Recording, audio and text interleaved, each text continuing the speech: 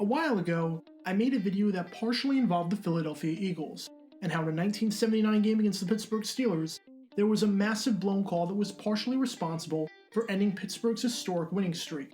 If you want to check that out, it's in the upper right corner. That blown call was really bad. It ended the game, and it halted Pittsburgh's chances at a comeback. But at the end of the day, the call did not matter. In the grand scheme of things, unless you were a bettor and had a lot riding on this game a la Uncut Gems, nothing changed. Pittsburgh still ended up hosting all of their playoff games and winning the Super Bowl, and Philadelphia made the playoffs by a full game, so it's not like they knocked anyone out by winning this one. 1 year later, the Eagles were involved in another game at Veterans Stadium involving a blown call. And all the stuff I said from the Steelers game about the call not mattering in the grand scheme of things, yeah, I can't exactly say the same thing here. Because the blown call in this one may have wound up sending the Eagles to the Super Bowl. This is the story behind the blown call in a 1980 game between the Eagles and the Cowboys, and how this call may have changed NFL history.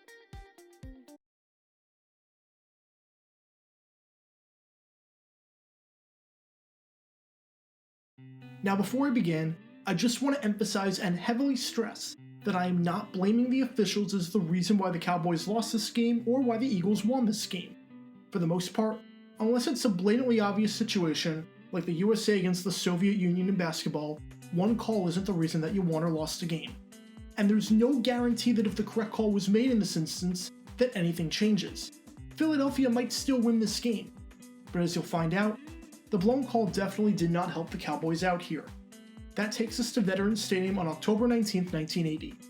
I don't think it's an exaggeration at this point to say that this is the biggest game of the season. Both the Cowboys and the Eagles are hated division rivals, and both teams sit tied atop the NFC East at 5-1. Dallas and Philadelphia are the two best teams in football right now. They've got the best records, and they've got the best point differentials in the league. Dallas has scored more points than any other team in the league, thanks to weapons like Danny White, Tony Dorsett, and Tony Hill. And Philadelphia has the best defense in football. In their first 3 games, Philadelphia allowed a grand total of 16 points. Eagles head coach Dick Vermeil said that the two teams are pretty much equal. Some writers even went as far as saying that this game was Super Bowl 14.5. At this point, it's a 2-horse race in the division. St. Louis, Washington, and New York are all way out of it.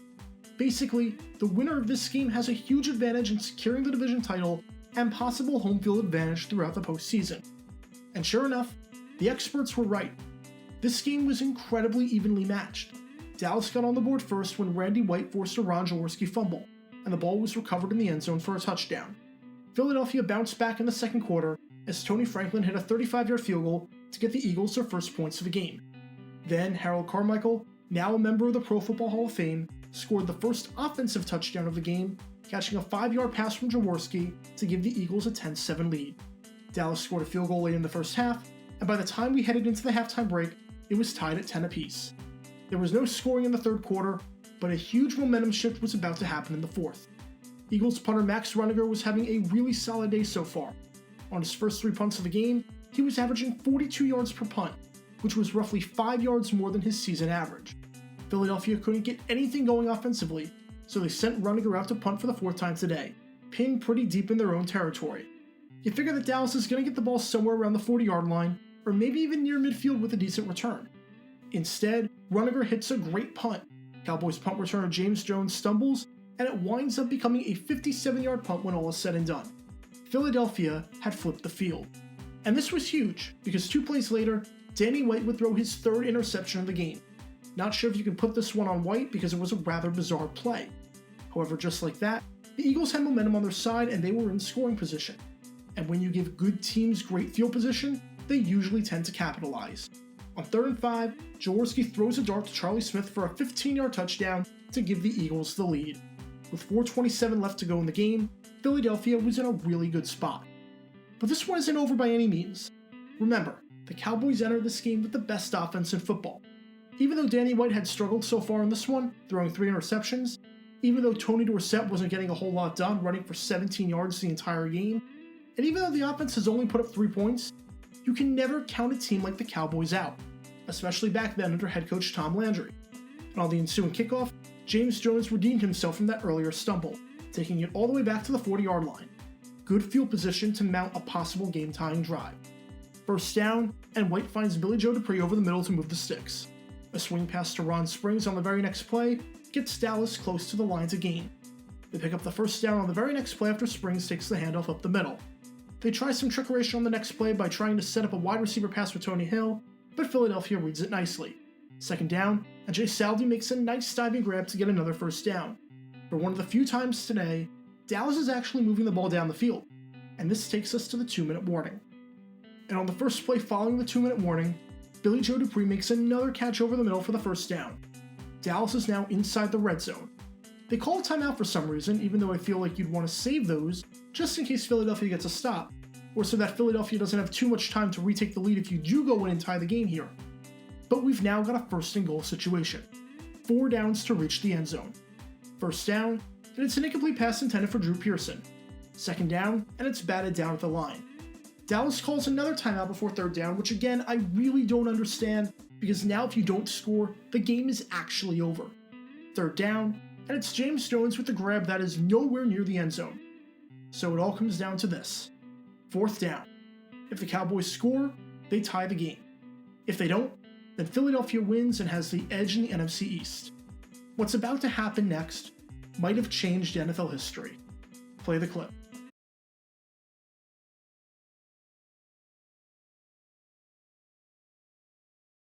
No shotgun. Jones and Springs, the running backs.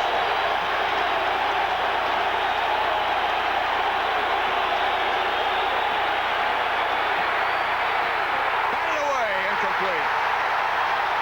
Darnell Young, the rookie. Rookie Young makes the play of the day, and no flag was dropped. This is the guy that the Eagles drafted #1 from Alcorn State. He doesn't know all the sophisticated defenses. They only had one in college. But boy, does he have guts. What a play. Listen to the crowd for the Eagle defense. Down pass by Danny White. I can't tell you how many things go through a young cornerback's head when that ball is in the air and you got a game on the line. But the recovery under this is incredible. He's not that fast, a 4'6" man in the 40.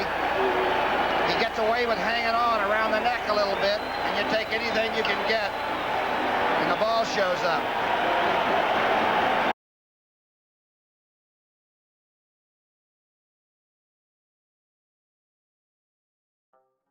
The man who made the play here was first-round pick and rookie defensive back Roynell Young. He wound up having a very solid career with Philadelphia, spending 9 seasons with the team, starting 109 games, and making it to the Pro Bowl during the 1981 season. He was also an instrumental part in Philadelphia's Super Bowl run later that year, recording 3 interceptions during that postseason. However, on this play right here, that's definitely pass interference. Young got there before Tony Hill got to the football. Hill was visibly upset and frustrated, and rightfully so. This should have been ruled pass interference, and the Cowboys should have gotten the ball with first and goal at the 1-yard line. After the game, Hill said that he thought he was interfered with, and he went right to the official, but he just said for him to cool it, or he'd throw him out of the game. I find that hysterical, since the game was over at this point since the Cowboys didn't have enough timeouts left, so throwing Hill out of the game would have literally done nothing. As for Young, even he didn't sound too sure that he made a clean play. He said he may have gone over his back, that it was a real hairline call, and that it could have gone either way. But after this play and after this no call, the game was over. Philadelphia ran out the clock on some kneel downs and won 17-10 to improve their record to 6-1.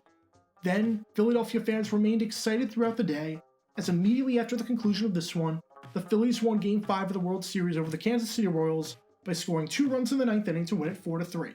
It was a good day for Philadelphia. This uncalled pass interference seemed like it was a bad move. And again, I'm not blaming the officials for the Cowboys losing this game. They had struggled offensively all day, and their timeout management at the end of this one was appalling.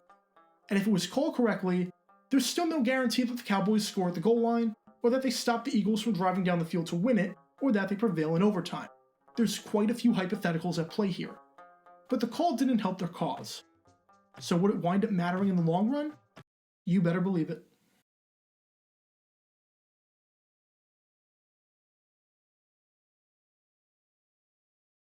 Philadelphia wound up winning the NFC East over the Cowboys on a tiebreaker. Both teams finished with a 12-4 record. and Dallas won the final meeting between the two teams on the last week of the season rather convincingly, winning it 35-27, although it was 35-10 at one point in the fourth quarter. Had Dallas won the Week 7 matchup, they would have won the NFC East, and Philadelphia would have been the wild card. The two teams met in the NFC Championship, but because the Eagles had home field advantage, the game was held in Philadelphia.